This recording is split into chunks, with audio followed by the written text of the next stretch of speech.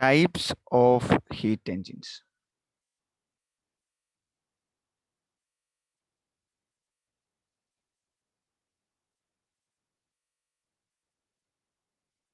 Actually, depending upon the burning of fuel.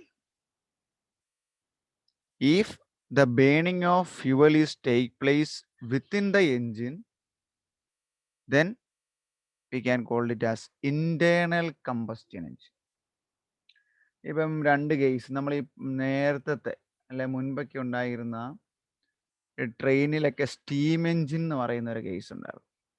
ഓർക്കുന്നുണ്ടോ? കൽക്കരി കത്തിച്ചിട്ട് അതിനകത്തുനിന്ന് എനർജി ഉപയോഗിച്ചുകൊണ്ട് ട്രെയിൻ ഓടുന്ന മെക്കാനിസം. അതുപോലെ തന്നെ ഇപ്പൊ നമ്മൾ ഉപയോഗിക്കുന്ന വണ്ടികളിൽ ഓട്ടോ അല്ലെ ഡീസൽ എൻജിൻസ് ഉണ്ട്. അപ്പം ഈ ഹീറ്റ് ലഭിക്കാൻ വേണ്ടി നമ്മളുടെ സോഴ്സ് അല്ലെങ്കിൽ ഈ ഫ്യുവലിനെ കത്തിക്കുന്നതിനെ അനുസരിച്ച് heat engines are actually classified into 2. First one, external combustion engine.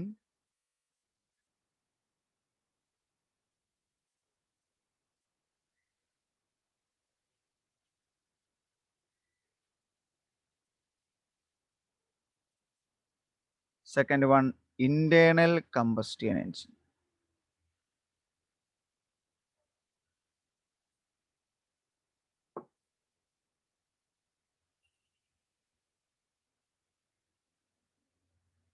അപ്പോൾ ഈ എക്സ്റ്റേണൽ കമ്പസ്റ്റൻ എഞ്ചിന്റെ പ്രത്യേകത എന്നാണ് ഞാൻ പറഞ്ഞത്? External combustion engine the burning of fuel is take place outside of the engine.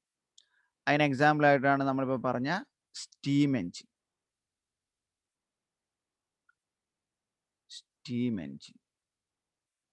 ഇവിടെ നമ്മൾ പറഞ്ഞ നമ്മളുടെ പെട്രോൾ എൻജിൻ ഉണ്ട്,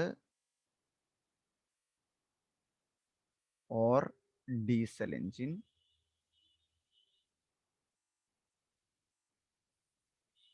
In this internal combustion engine, the burning of fuel take place inside the engine. അപ്പോൾ ഏതെങ്കിലും ഒരെണ്ണത്തിന് ഡെഫിനിഷൻ എടുത്താൽ അതനുസരിച്ച് കമ്പയർ ചെയ്താൽ മതി. ഒന്ന് ഔട്ട്സൈഡ് ഓഫ് ദ എൻജിൻ ആയിരിക്കും, ഒന്ന് ഇൻസൈഡ് എൻജിൻ ആയിരിക്കും. The burning of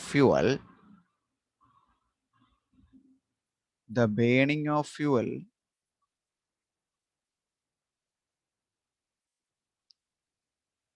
takes place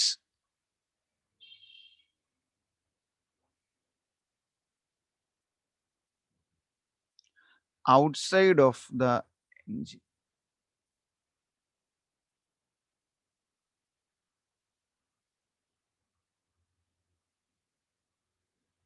ഇവിടെ എങ്ങനെയായിരിക്കും? ആദിത്യരാജ്, ഇവിടെ എങ്ങനെയായിരിക്കും ഇന്റേണൽ കമ്പസ്റ്റൻ എഞ്ചിനിൽ?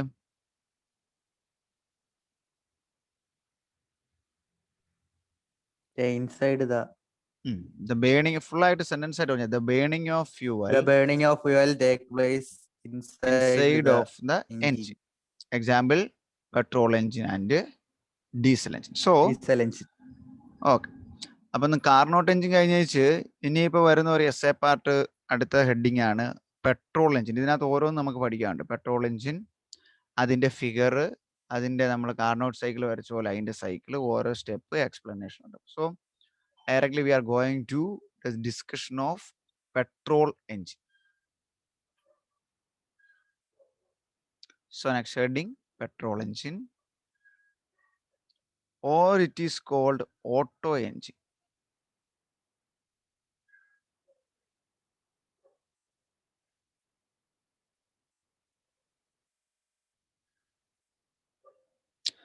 ഈ പെട്രോൾ വണ്ടികളുണ്ടല്ലേ, പെട്രോൾ ഓട്ടോ, നമ്മളുടെ സ്കൂട്ടറുകൾ, ബൈക്കുകൾ, കാറുകൾ, ഡീസലും ഉണ്ട്.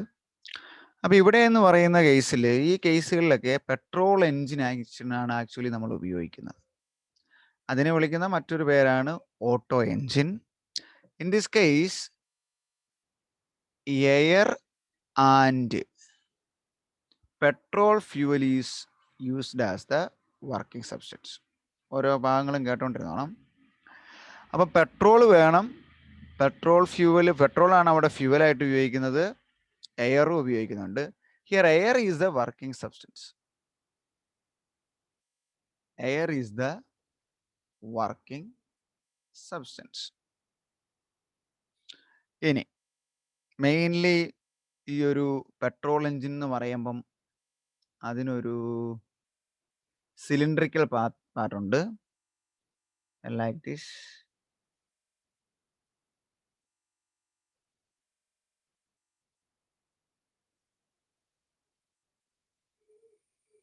അതിൻ്റെ ടോപ്പ് ഞാൻ വരച്ചാണ്.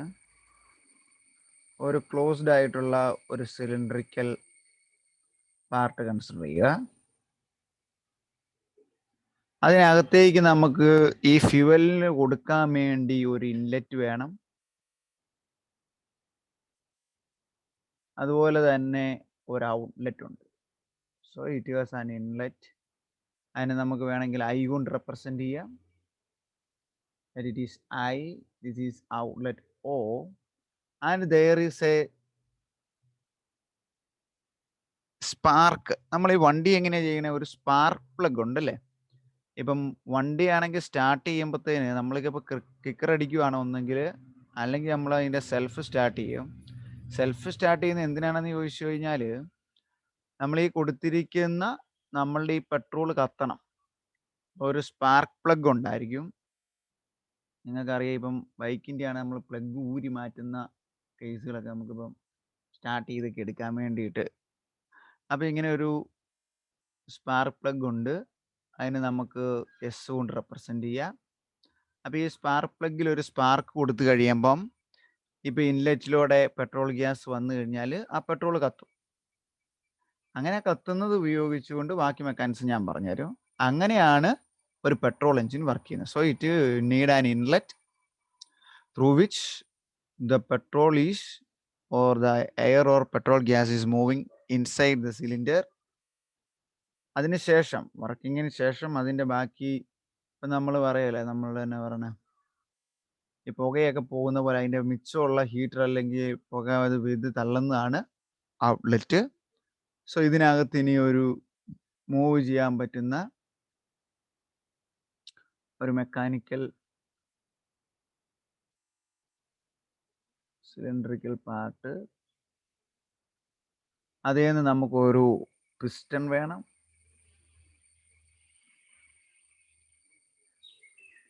ആ പിസ്റ്റൺ നമ്മളുടെ ഷാഫ്റ്റ് അല്ലെങ്കിൽ ഇപ്പം ഇത് മുകളിലോട്ട് പൊങ്ങുകയും താഴുകയും ചെയ്യും. എക്സ്പാൻഡ് ചെയ്താൽ താഴത്തേക്ക് താഴും, കംപ്രസ് ചെയ്താൽ ഇത് മുകളിലോട്ട് പൊങ്ങും. അതനുസരിച്ച് ഇവിടെ ഒരു റൊട്ടേറ്റിംഗ് ഷാഫ്റ്റ് കൊടുത്തു കഴിഞ്ഞു കഴിഞ്ഞാൽ ആ ഷാഫ്റ്റിൻ്റെ മൂവ്മെൻ്റ് അനുസരിച്ച് നമുക്ക് ഇത് ആയതുകൊണ്ട് കഴിയുമ്പോൾ ഇത് ഇങ്ങോട്ട് മൂവ് ചെയ്യും.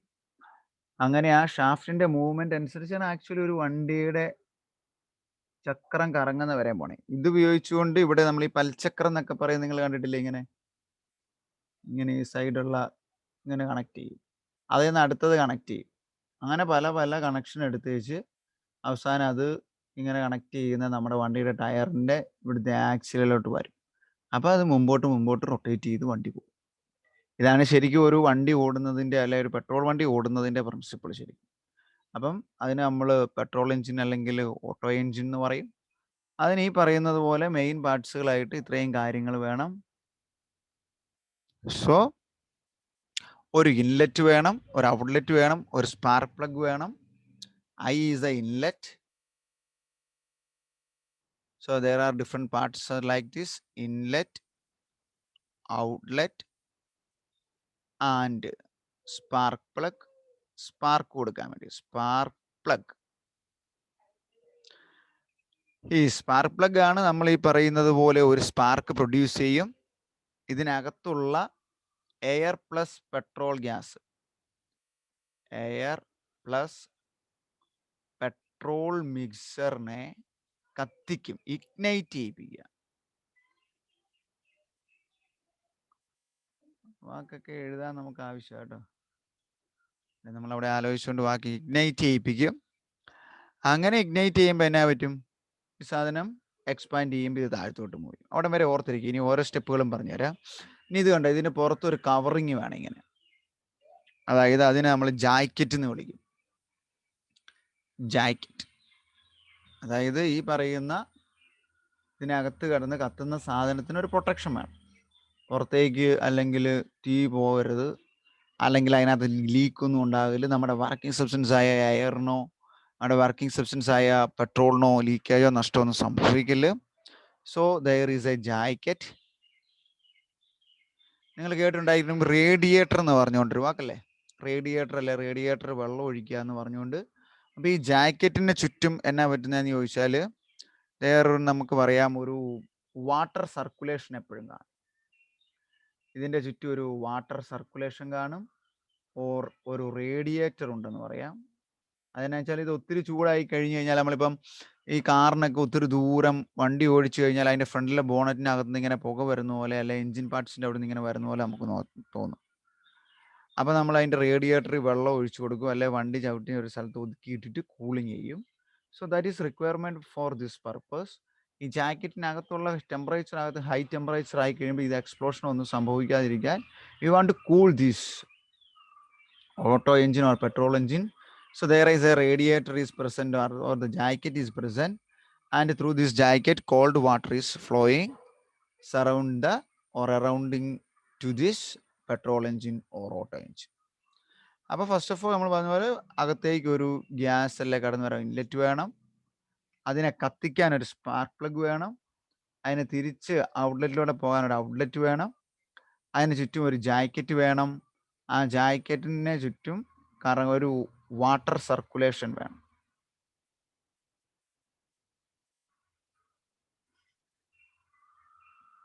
To control the heat. അപ്പം വാട്ടർ ഇങ്ങനെ ഇതിന് ചുറ്റും സറൗണ്ട് ചെയ്യുന്ന ആ ഒരു റീജിയൻ നമ്മൾ വിളിക്കുന്ന പേരാണ് jacket. Or it is continuously water surround ചെയ്യുന്ന റീജിയനെ നമ്മൾ റേഡിയേറ്റർ അല്ലെങ്കിൽ ജാക്കറ്റ് എന്ന് വിളിക്കും. These are the parts of A petrol engine or auto engine. Clear അല്ലേ അഭിലാഷ്? ക്ലിയർ ആണ്. Now the working of an auto engine.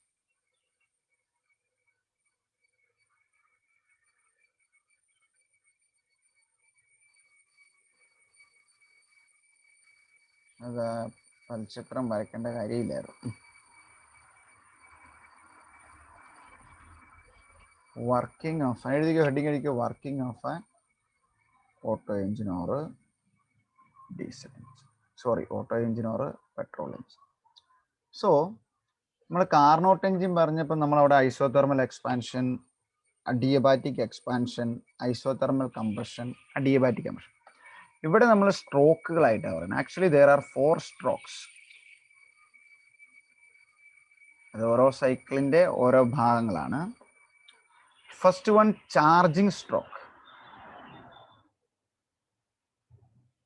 Charging എന്ന് പറഞ്ഞാൽ തന്നെ നമുക്കറിയാം, നമുക്ക് സ്റ്റാർട്ട് ചെയ്യാൻ വേണ്ട ഫ്യൂവൽ കൊടുക്കുക, ചാർജിങ് സ്ട്രോക്ക്. അപ്പം ചാർജിങ് സ്ട്രോക്കിന്റെ സമയത്ത് സംഭവിക്കുന്നത് എന്നതായിരിക്കും പറഞ്ഞേ? അഞ്ജന. ചാർജിങ് സ്ട്രോക്ക് ചുമ്മാ പറയാവോ?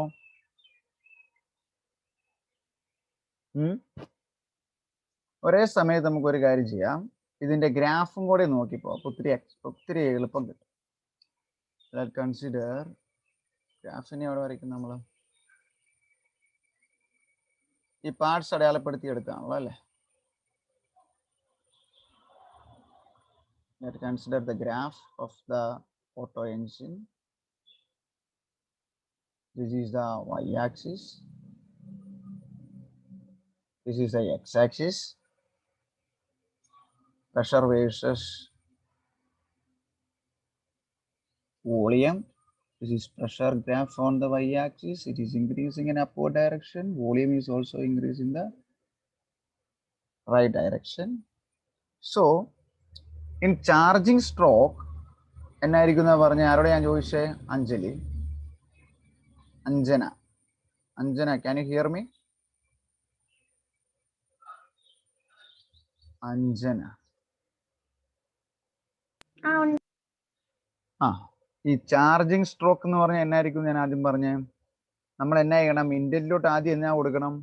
The mixer of petrol vapour and air at atmospheric temperature അല്ലെങ്കിൽ at atmospheric pressure.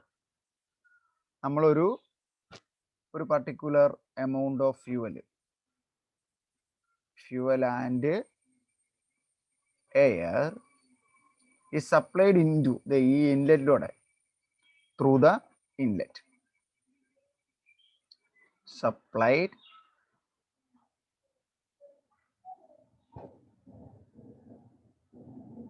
into the engine through the inlet I. ഇനി ഇപ്പൊ നോക്കാം, നമുക്ക് ഈ ഗ്രാഫിൽ ആ ഒരു പോയിന്റ് മാർക്ക് ചെയ്യണം അല്ലേ? ഇത് ആദ്യം നമ്മളുടെ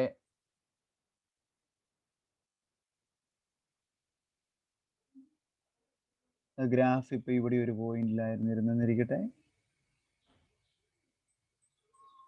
ഇവിടെ വേറെ ഒരു ലൈൻ്റെ ആവശ്യമുണ്ട്, പറഞ്ഞു തരാം.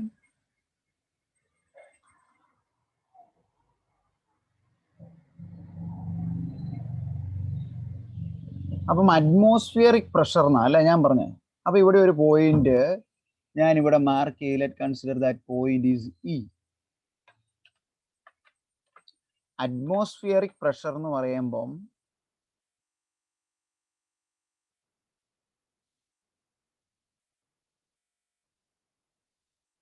പ്രഷറിന് ഒരു ചേഞ്ചും വന്നില്ല.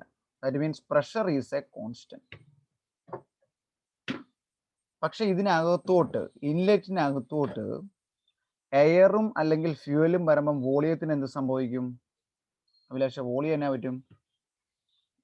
Volume increased. ഇവിടെ എന്നാ പറ്റുന്ന വെച്ചാൽ വോളിയം ഇൻക്രീസ് ചെയ്യുമ്പോൾ പിസ്റ്റൺ ഇത് ഇങ്ങനെ താഴത്തോട്ട്, സിലിണ്ടറിന്റെ ഇത് ഈ മൂവ്മെന്റ് താഴത്തേക്കായിരിക്കും. Volume increased, pressure is a constant. Consider at that temperature ആദ്യത്തെ ഇനിഷ്യൽ സ്റ്റേറ്റിൽ T1 എന്നിരിക്കട്ടെ. അപ്പം നമുക്ക് ഇതിനെ ഒരു സ്ട്രെയിറ്റ് ലൈൻ കൊണ്ട് റെപ്രസെന്റ് ചെയ്യാം.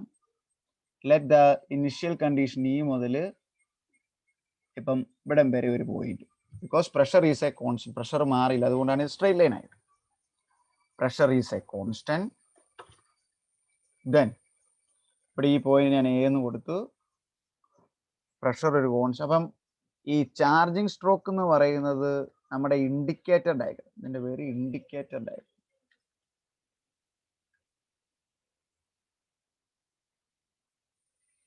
നമ്മുടെ ഇൻഡിക്കേറ്റർ ഡയഗ്രത്തിലെ E2A എന്ന് പറയുന്ന റെപ്രസെന്റേഷൻ ആണ്.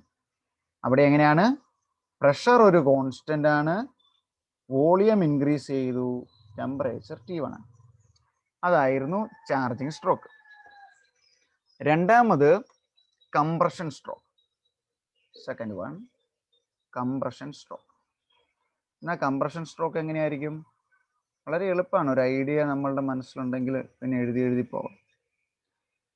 കംപ്രഷൻ സ്ട്രോക്ക് എന്ന് പറഞ്ഞു കഴിഞ്ഞാൽ ഇനി എന്നാ ചെയ്യുന്നത് ചോദിച്ചാൽ, ഇപ്പം നമ്മളുടെ ഇൻലെറ്റ് വാൽവിലോട് ഇത് കയറി അല്ലേ? അപ്പൊ ആ ഇൻലെറ്റ് വാൽവ് അങ്ങ് ക്ലോസ് ആവും. Inlet valve is closed.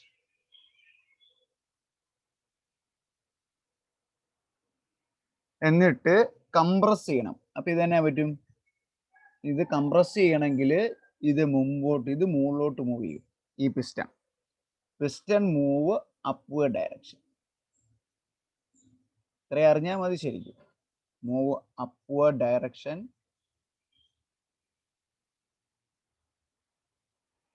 Piston upward ഡയറക്ഷനെ മൂവ് ചെയ്ത് കഴിഞ്ഞാൽ പ്രഷർ എങ്ങനെയായിരിക്കും?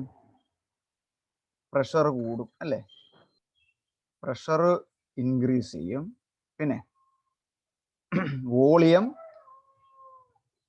എന്നാ പറ്റും? പറഞ്ഞേ നിങ്ങൾ. വോളിയം ഡിക്രീസസ്, വോളിയം കുറയും. കംപ്രസ് ചെയ്യുമ്പോൾ ടെമ്പറേച്ചർ എന്നാ പറ്റും? ടെമ്പറേച്ചറും കൂടും. അപ്പൊ ആ ഒരു പോയിന്റ് നമ്മുടെ ഇൻഡിക്കേറ്റർ ഡയഗ്രത്തെ നമ്മൾ വരച്ചു കഴിയുമ്പം ഇവിടെ നിന്ന് ഇപ്പൊ ഇവിടെ ഒരു പോയിന്റ് ആണെന്ന് എടുക്കട്ടെ. വെച്ചാല് കംപ്രസ് ആണ്, പ്രഷർ കൂടി, വോളിയം ഇത് V2, V2 ഇത് V1 കൊടുക്കുക. അപ്പോൾ V1 ലെസ് ദാൻ വോളിയം കുറഞ്ഞു, വോളിയം കുറഞ്ഞു, പ്രഷർ മുകളിലോട്ട് കൂടി. ഇവിടുത്തെ ടെമ്പറേച്ചർ T1 ആണെങ്കിൽ ഇവിടുത്തെ ടെമ്പറേച്ചർ T2 ആണ്.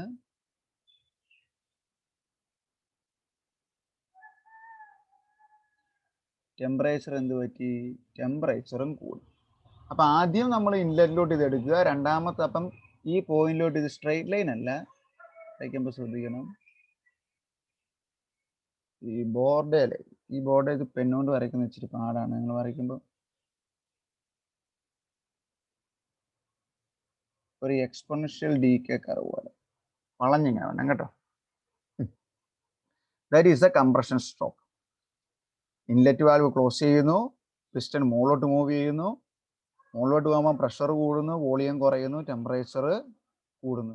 അപ്പം ഇവിടെ T2 എന്ന് പറയുന്നത് T1 കൂടുതലായിരിക്കും, വോളിയം കുറയുന്നു, V1 V2 ഇങ്ങോട്ട് കുറഞ്ഞു, ഗ്രാഫിൽ തന്നെ അറിയാം, പ്രഷർ കൂടി. ദെൻ തേർഡ് സ്ട്രോക്ക്, മൂന്നാമത്തെ നമ്മളുടെ ഓട്ടോ എഞ്ചിൻ്റെ സൈക്കിളാണ്. അതാണ് ശരിക്കും ഇതിനകത്ത് വർക്ക് നടക്കുന്ന സ്ട്രോക്ക്. ഇതിനകത്ത് ഒറ്റ സ്ട്രോക്കിൽ മാത്രമേ നമുക്ക് ഈ വർക്ക് ഔട്ട്പുട്ടിൽ കിട്ടുകയുള്ളൂ. അതാണ് ഈ ശരിക്കും പറഞ്ഞാൽ ഒരു എൻജിൻ കൊണ്ട്, ഒരു ഓട്ടോ എൻജിൻ മാത്രമല്ല പെട്രോൾ എൻജിൻ മാത്രം വെക്കാത്ത കേസുകളൊക്കെ ഉണ്ട്. മൾട്ടിപ്പിൾ എൻജിൻസ് ഉപയോഗിച്ചുകൊണ്ട് വർക്ക് ചെയ്യുന്ന മെഷീനറീസും എന്നാ പറയുന്നത് വണ്ടികളും വെഹിക്കിൾസ് ഒക്കെ യൂസ് ചെയ്യാറുണ്ട്. So the third cycle or third stroke എന്ന് പറയുന്നത്, അതിനെ നമ്മൾ വിളിക്കുന്ന പേരാണ് power stroke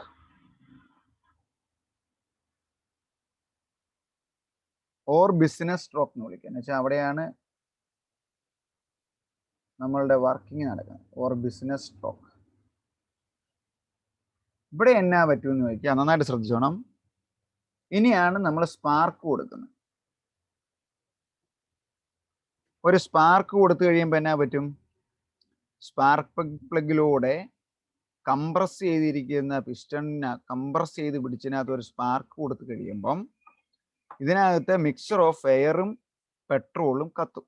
it means the spark produced from the spark plug ignited the compressed mixture of air and petrol inside the cylinder, and the temperature increases up to 2000 degrees Celsius. ഏകദേശം 2000 degree Celsius വരെ temperature കൂടും. And pressure increases around 15 atmosphere pressure. ആദ്യം atmosphere പ്രഷറിലായിരുന്നെങ്കിൽ 15 ATM pressure കൂടുകയും 2000 degree Celsius temperature വർദ്ധിക്കുകയും ചെയ്യും. അതാണ് ഈ power സ്ട്രോക്കിൽ ആദ്യത്തെ കാര്യം. And that is represented as B2C in the indicator diagram. അപ്പോൾ ഈ കംപ്രഷൻ സ്ട്രോക്ക് ഏതായിരുന്നു? A to B. ഇതാട്ടോ B. അപ്പം ശരിയായിക്കോളും. And that is a straight line. ഇവിടെ നിന്ന് ഇങ്ങോട്ടൊരു സ്ട്രെയിറ്റ് ലൈനാണ്. നോക്കി, ഷാർപ്പ് ഷൂട്ടിങ് അവിടെ നടന്നല്ലേ. ആ ഒരു പോയിന്റിൽ നിന്ന് പ്രഷർ 15 ATM ഒറ്റയടിക്കാൻ കൂടി, ടെമ്പറേച്ചർ T2യിൽ നിന്ന് T3യിലേക്ക് അറൗണ്ട് ഒരു 2000 ഡിഗ്രി സെൽഷ്യസ് അങ്ങ് വർദ്ധിച്ചു. ആ ഒരു പോയിന്റിനെ നമുക്ക് C എന്ന് വിളിക്കാം. അതാണ് നമ്മളുടെ പവർ സ്ട്രോക്കിൽ അല്ലെങ്കിൽ ബിസിനസ് സ്ട്രോക്കിൽ ആദ്യം നടന്നത്. അപ്പം ഇത് കത്തി, ഇതിനകത്ത് സ്പാർക്ക് കൊടുത്തു, അത് കത്തി, ടെമ്പറേച്ചർ ഉണ്ടായി, ഹൈ പ്രഷറും ഇൻക്രീസ് ചെയ്തു.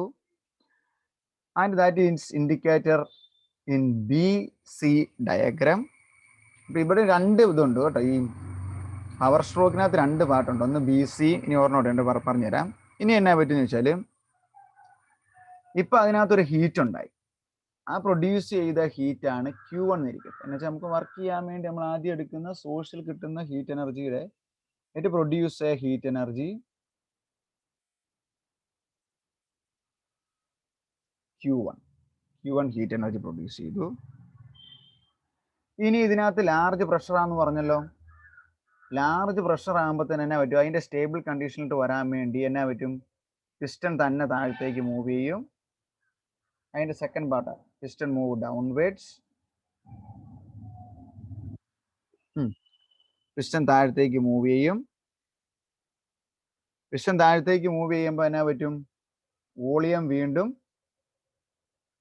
കൂടും, പ്രഷർ കുറയും, ടെമ്പറേച്ചറും കുറയും. ശരിയല്ലേ അഭിലാഷേ? മനസ്സിലായില്ലേ? അപ്പോൾ ഇത് കത്തി ഇതിനകത്ത് ഹൈ പ്രഷറും ടെമ്പറേച്ചറും ആയി.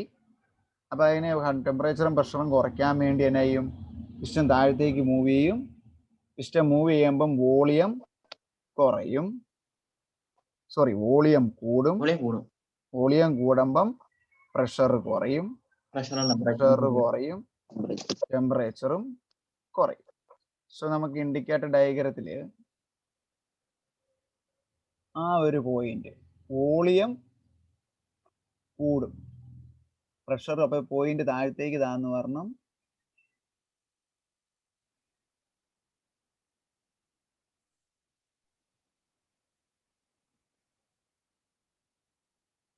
ഇവിടെ മാർക്ക് ചെയ്യാം. എന്നുവെച്ചാൽ ഇത് രണ്ടും ഏകദേശം സെയിം ഇതിൽ പാരലായിട്ട് നിൽക്കും. ഈ ഒരു പോയിന്റ് ഇവിടെ നിൽക്കട്ടെ, ദിസ് വൺ. അപ്പോൾ ഇതായിരുന്നു ആദ്യത്തെ സൈക്കിൾ. ഇങ്ങനെ പോയി ഇതിലേ കയറി ഇവിടെ വന്നു, ഇതിലേ വന്നു, ഇവിടെ തിരിച്ചെത്തി. And from the indicator diagram that is represented by C2D. So this point is D. ഇനി ഫൈനൽ ദ എക്സോസ്റ്റ് സ്ട്രോക്ക്, ഏറ്റവും അവസാനത്തെ എക്സോസ്റ്റ്. നമ്മൾ ഇതിന്റെ ഇപ്പൊ പിസ്റ്റൺ മുകളിലോട്ട് മൂവ് ചെയ്തു, താഴത്തോട്ട് മൂവ് ചെയ്തു. പക്ഷെ ആക്ച്വലി നമുക്ക് വർക്കായി. അപ്പം പിസ്റ്റൺ ഉയർന്ന് താഴത്തോട്ട് മൂവ് ചെയ്യുമ്പം ഈ സാധനം ഒന്ന് റൊട്ടേറ്റ് ചെയ്യും. സോ ഇനി എക്സോസ്റ്റ് സ്ട്രോക്ക് എന്ന് പറഞ്ഞു കഴിഞ്ഞാൽ, അല്ലെങ്കിൽ സ്കാവെഞ്ചിങ് സ്ട്രോക്ക് എന്ന് പറയും. ഇതിനകത്ത് ഇപ്പോൾ ഉണ്ടായിരുന്ന ഈ ടെമ്പറേച്ചർ ഇതും പുറത്ത് കളയണം. അപ്പോൾ എന്നാ പറ്റും? ഔട്ട്പുട്ട് വാൽവ് തുറക്കും. Output valve is open.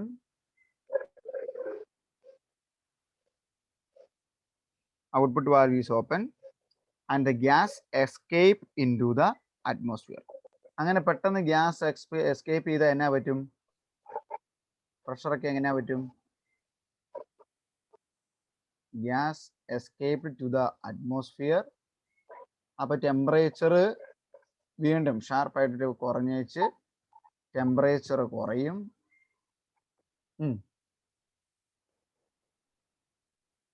Pressure എന്നാ പറ്റും?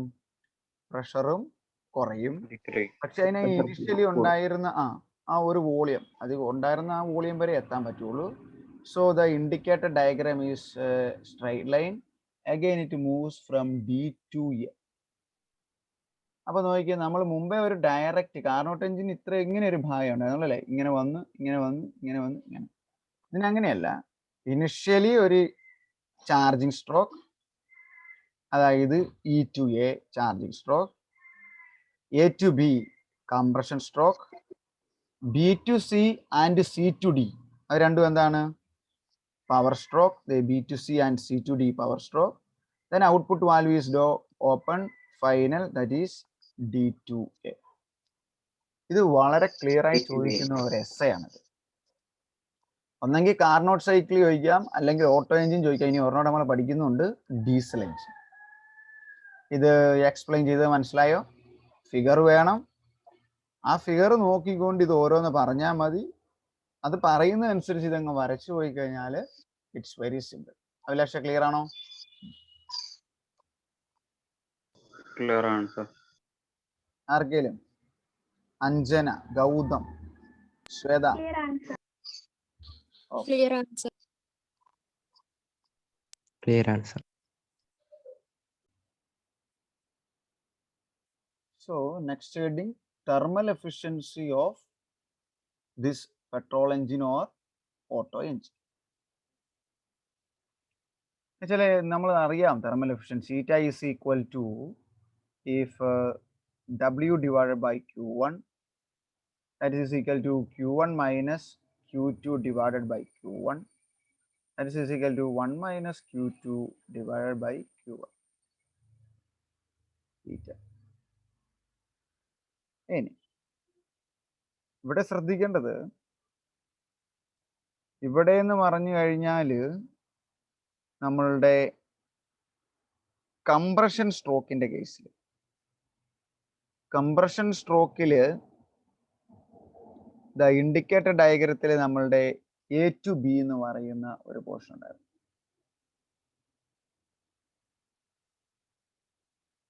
അത് നടന്നു കഴിയുമ്പോഴാണ് നമ്മൾ അടുത്തതിനകത്ത് നമുക്ക് Q1 എന്ന് പറയുന്ന കംപ്രസ് ചെയ്തതിന് ശേഷം ഇഗ്നൈറ്റ് ചെയ്യിപ്പിക്കുമ്പോഴാണ് നമുക്ക് എന്നാ പറയണേ വർക്ക് ചെയ്യാനുള്ള Q1 എന്ന് പറയുന്ന ടെമ്പറേച്ചർ ഉണ്ട്. അപ്പം ആ ഒരു കേസിൽ അല്ലെങ്കിൽ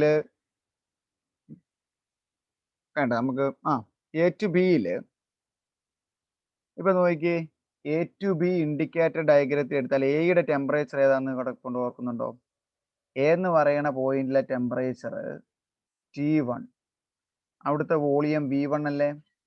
തൊട്ട് മുമ്പത്തെ ഗ്രാഫ് നോക്കിയേ. ഇല്ലെങ്കിൽ ഇങ്ങനെയായിരുന്നു നമ്മുടെ ഫിഗർ, ഇങ്ങനെ വന്ന് ഇങ്ങനെ മുകളിലോട്ട് പോയി വീണ്ടും തിരിച്ച് അതിലേ വന്ന് ഇങ്ങനെ തിരിച്ചു വന്നു. അപ്പം ഇതായിരുന്നു T1, ഇതായിരുന്നു T2, ഇതായിരുന്നു A, ഇതായിരുന്നു B, ഇവിടുത്തെ volume V2, volume V1. Okay, അപ്പൊ എയിലെ ഇതായിരുന്നു V1, ഇതായിരുന്നു V2.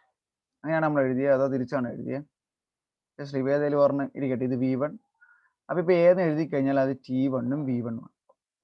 ഇനി അതൊരു എൻക്ലോസ്ഡ് സിസ്റ്റം ആയിട്ടാണ് എ ടു ബി എന്ന് പറഞ്ഞാൽ ഏതായിരുന്നു? കംപ്രഷൻ സ്ട്രോക്കിൽ എന്നാ ഇത് ഇൻലെറ്റ് വാൽവ് അടച്ചു, പിസ്റ്റൺ മുകളിലേക്ക് മൂവ് ചെയ്തു. ആക്ച്വലി അതൊരു അഡിയബാറ്റിക് കംപ്രഷനാണ്.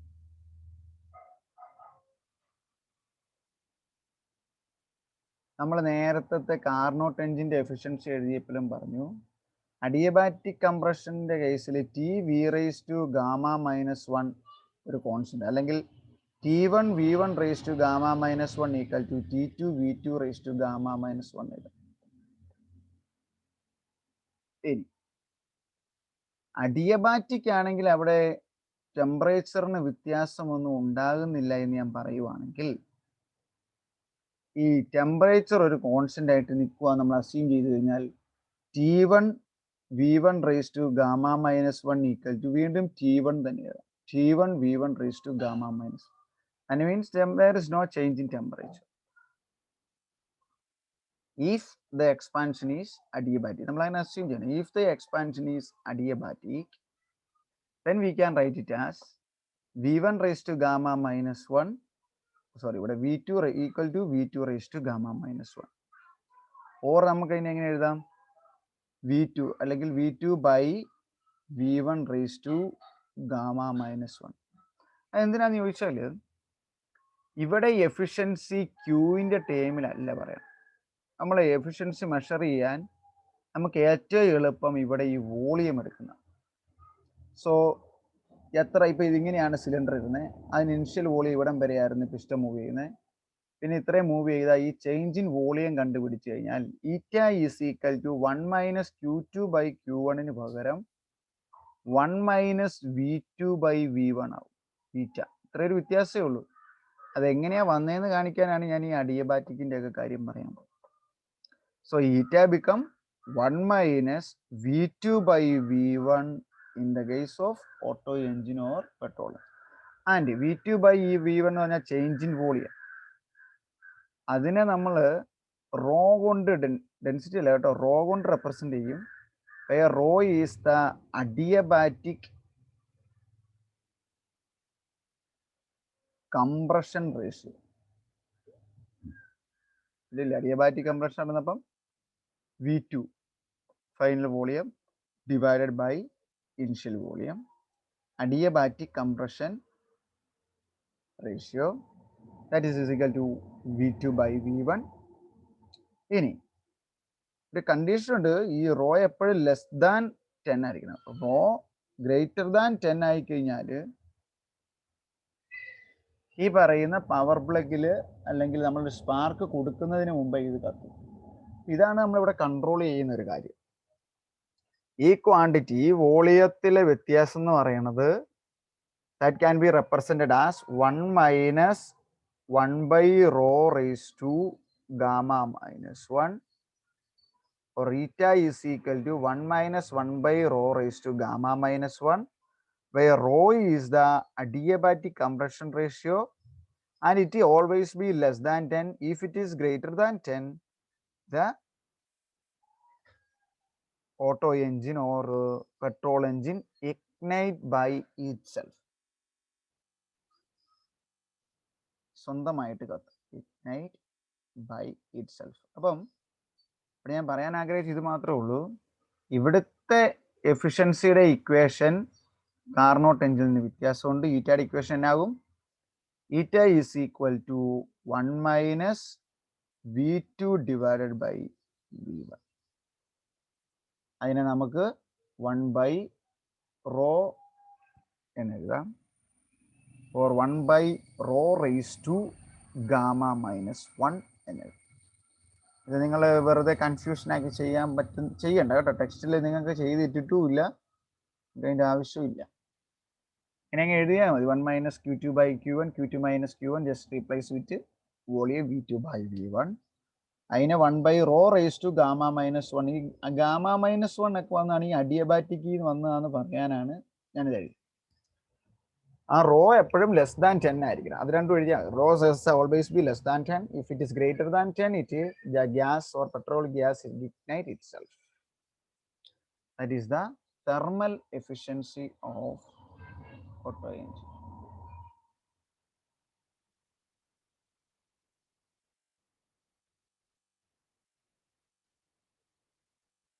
Okay.